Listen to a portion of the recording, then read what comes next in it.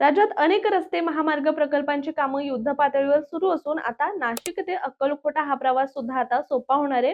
कारण यासाठीच्या ग्रीनफील्ड महामार्गाला केंद्राची मंजुरी मिळाली आहे. त्यामुळे हा महामार्ग कोणत्या जिल्ह्यातून जाणार, कसा असेल याबद्दलच अनेकांना प्रश्न पडलेत. चला तर मग या सगळ्याबद्दल जाणून घेऊया. मात्र यासाठी हा व्हिडिओ शेवटपर्यंत नक्की बघा. नमस्कार, मी रामेश्वरी आणि तुम्ही पाहताय कट टू कट. 2026 हे नवीन वर्ष नाशिकसाठी दळणवळण सुविधा घेऊन येणारं ठरत असल्याचं सुद्धा दिसतंय. 2027 मध्ये नाशिक आणि त्र्यंबकेश्वर इथे होणाऱ्या सिंहस्थ कुंभमेळ्याच्या पार्श्वभूमीवर नाशिक शहर परिसरामधून जाणारा रिंग रोड प्रकल्प असो किंवा नाशिक त्र्यंबकेश्वर मार्गाचं रुंदीकरण असो, याशिवाय नाशिक परिसरातील रेल्वे स्थानकांची दुरुस्ती असो, अशी अनेक कामं यावर्षी होताना दिसत आहेत.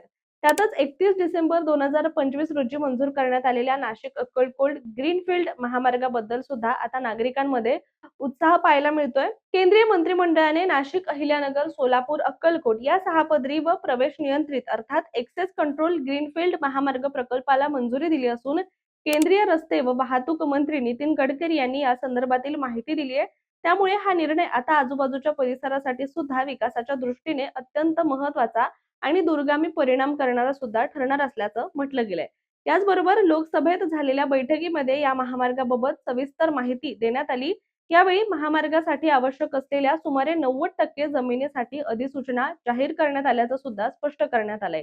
याबद्दलची खास गोष्ट जाणून घ्यायचं झालं तर पंतप्रधान गती शक्ती राष्ट्रीय मास्टर प्लॅन या योजनेअंतर्गत हा महामार्ग मंजूर करण्यात आलाय. शिवाय नाशिक अक्कलकोट हा महामार्ग केवळ नाशिक किंवा अक्कलकोट याच जिल्ह्यांपुरता मर्यादित न राहता पुढे तो आंध्र प्रदेश पर्यंत सुद्धा विस्तारला जाणार आहे.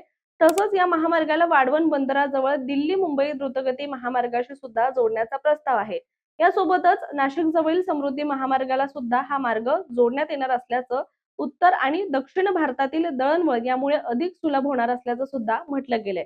आणि यामुळे प्रवासांच्या वेळेमध्ये सुमारे 45% घट होण्याची सुद्धा शक्यता आहे आणि त्याचा थेट लाभ व्यापार, शेती आणि उद्योग क्षेत्राला सुद्धा मिळणार आहे. तर शेतमाल, दुग्ध व्यवसाय तसंच कृषीपूरक उद्योगांच्या वाहतुकीवरील खर्चामध्ये सुद्धा लक्षणीय बचत होणार असून सूक्ष्म, लघु व मध्यम उद्योगांसाठी लॉजिस्टिक अधिक सक्षम सुद्धा होणार आहे. यासोबतच औद्योगिक, गोदाम, प्रक्रिया उद्योग आणि सेवा क्षेत्रामध्ये नव्या गुंतवणुकीला सुद्धा चालना मिळणार असल्याचं अपेक्षित आहे. आता हा महामार्ग नेमका कसा असेल यावर सुद्धा एक नजर टाकूया.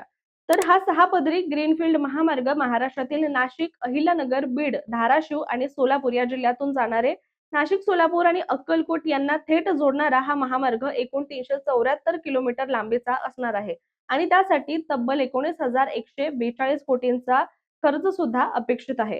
हा महामार्ग एकदा कार्यान्वित झाल्यानंतर सुरत ते चेन्नई दरम्यान मालवाहतूक आणि प्रवासी वाहतुकीचा वेळ सुद्धा सुमारे 14 तासांनी कमी होणार असल्याचा अंदाज वर्तवण्यात आला. यामुळे जवळपास 201 किलोमीटर अंतराची बचत होणार आहे. राज्यांतर्गत प्रवासाच्या दृष्टीने पाहता नाशिक ते अक्कलकोट प्रवासाचा वेळ सुद्धा सुमारे 4 तासांनी कमी होणार असल्याचं म्हटलं गेलंय.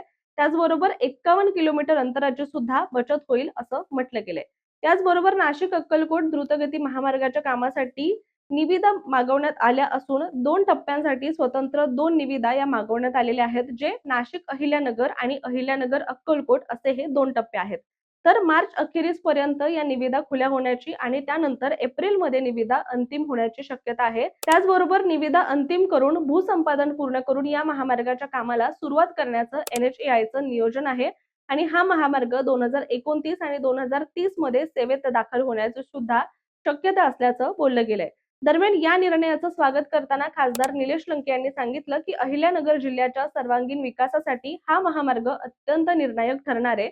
दळणवळण, व्यापार, शेती, उद्योग आणि रोजगार या सर्वच क्षेत्रांना या प्रकल्पामुळे नवी दिशा मिळेल. केंद्र सरकारनं अहिल्यानगरच्या विकास क्षमतेवर दाखवलेला विश्वास महत्त्वाचा असून या महामार्गाचा जिल्ह्याला जास्तीत जास्त लाभ मिळावा यासाठी केंद्र व राज्य सरकार पातळीवर सातत्याने पाठपुरावा केला जाईल अशी सुद्धा ग्वाही त्यांनी दिली आहे.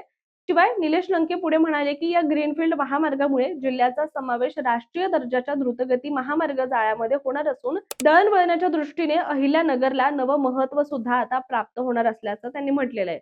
त्याचबरोबर केंद्रीय मंत्री नितीन गडकरी यांनी सांगितले की या प्रकल्पाच्या अंमलबजावणी दरम्यान मोठ्या प्रमाणावर रोजगार निर्मिती होणार आहे. नाशिक अक्कलकोट ग्रीनफील्ड कॉरिडॉरचं काम 3 वर्षांच्या कालावधीमध्ये पूर्ण करण्याचं नियोजन करण्यात आलंय आणि हा महामार्ग NHAIच्या सुरत चेन्नई महामार्गाचा भाग असल्यामुळे केवळ महाराष्ट्रच नव्हे तर गुजरात, राजस्थान आणि आंध्र प्रदेश यांसारख्या राज्यांना सुद्धा या मार्गाचा लाभ होणार आहे. तसंच नाशिकच्या आडगाव येथून हा महामार्ग मुंबई-आग्रा महामार्गाला सुद्धा जोडला जाणार असल्याची माहिती गडकरी यांनी दिली आहे. याचबरोबर हा महामार्ग भाविकांसाठी सुद्धा अत्यंत उपयुक्त ठरू शकतो असं म्हणता येईल. कारण नाशिकच्या त्र्यंबकेश्वर मंदिरामध्ये दर्शन घेतल्यानंतर भाविकांना थेट अक्कलकोटच्या स्वामींच्या दर्शनाला सुद्धा जाणं अगदी सोपं होणार आहे. इतकंच नाही तर नाशिक-अक्कलकोट दरम्यानचं सध्याचं जे अंतर आहे ते सुमारे 450 किलोमीटर इतकं आहे आणि नवीन महामार्गामुळे हे अंतर 374 किलोमीटर इतकं होणार आहे, जे फक्त 4 तासांमध्ये पूर्ण करता येईल. यासोबतच सिंहस्थ कुंभमेळ्याच्या पार्श्वभूमीवर आता या महामार्गाच्या कामाला वेग आल्याचं सुद्धा पाहायला मिळतंय. त्यामुळे हा महामार्ग आता कधी सेवेत दाखल होणार याची नागरिकांना प्रतीक्षा लागली आहे. तुर्तास आपण इथेच थांबूया. मात्र आपलं याबद्दलचं मत काय कमेंट करून नक्की सांगा. तुम्हाला हा निर्णय कसा वाटतोय हे सुद्धा नक्की सांगा. आणि अशाच माहितीपूर्ण व्हिडिओसाठी सुद्धा कट टू कटच्या YouTube चॅनलला त्याचबरोबर इतर पेजेसला सुद्धा फॉलो आणि सबस्क्राईब करायला विसरू नका.